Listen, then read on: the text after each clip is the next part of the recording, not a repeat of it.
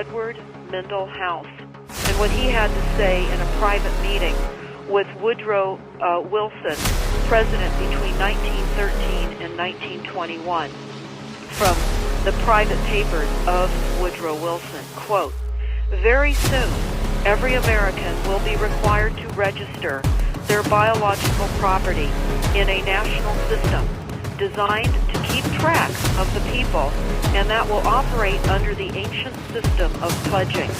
By such methodology, we can compel people to submit to our agenda, which will affect our security as chargeback for our fiat paper currency.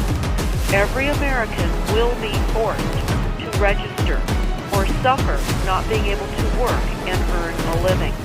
They will be our chattel, and we will hold the security interest over them forever by operation of law merchant under the scheme of secured transactions. Americans, by unknowingly or unwittingly delivered the bills of lading to us, will be rendered bankrupt and insolvent, forever to remain economic slaves through taxation secured by their pledges. They will be stripped of their rights and given commercial value, designated to keep us a profit that will be none the wiser. For not one man in a million could ever figure out our plans, and if by accident one or two would figure it out, we have in our arsenal plausible deniability. After all, this is the only logical way to fund government, by floating liens and debt to the registrants in the form of benefits and pledges. This will inevitably reap us huge profits beyond our wildest of expectations and leave every American a contributor to this fraud, which we will call social insurance.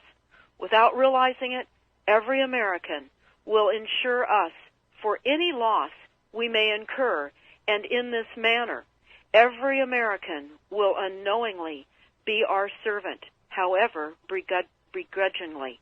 The people will become helpless, without any hope for their redemption, and we will employ the high office of the President as our dummy corporation to foment this plot against America.